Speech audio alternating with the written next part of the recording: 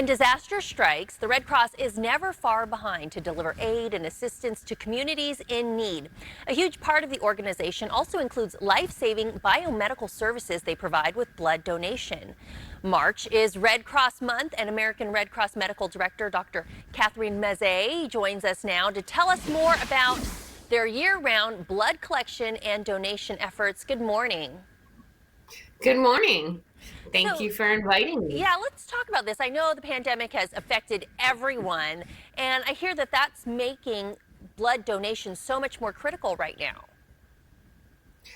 Well, a lot of businesses and schools and colleges will sponsor blood drives. And right now, with the pandemic, people are working from home and students are taking Zoom classes instead. So that's really made it challenging to reach our donors. So, what we've done to modify our strategy is we've switched to appointments only. And we've spaced our beds 6 feet apart so that it's safe for the donors and safe for the staff.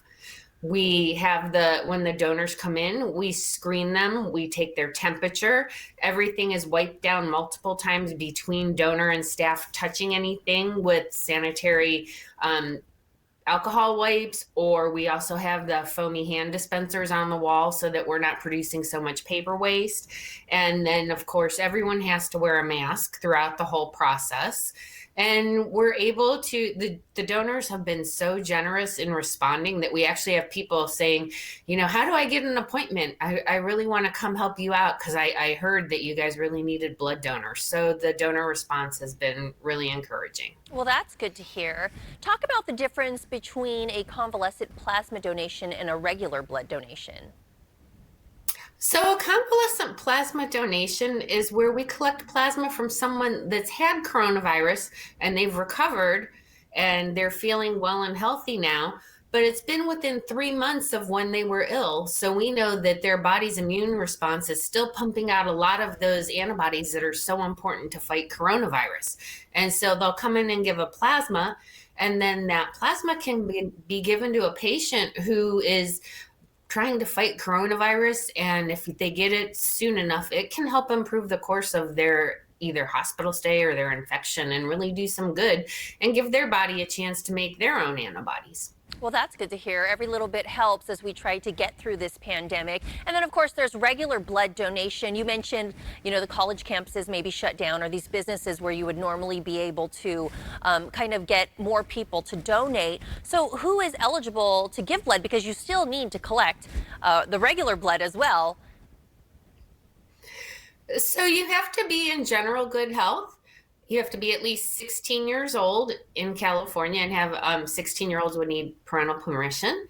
And you must weigh at least 115 pounds. A little bit more if you want to do something called Power Reds, where people who are O negative have a chance to give 2 units of red cells instead of just 1. And then I would recommend, if there's any other questions, go look on our website. It's redcrossblood.org. And it'll answer all your questions about how to prepare for donation, what to expect. We have a chat bot named Clara that can answer your questions about any medications you might be taking or things like that. And you can also look for the closest blood drive to you, either there or on our donor app. So people can actually take the first step and they can reach out to sign up to give. Absolutely. And we've found that we actually have better success when a donor books their own appointment online or through the app. They're more likely to keep that appointment than if we call them out of the blue and kind of catch them in the middle of something.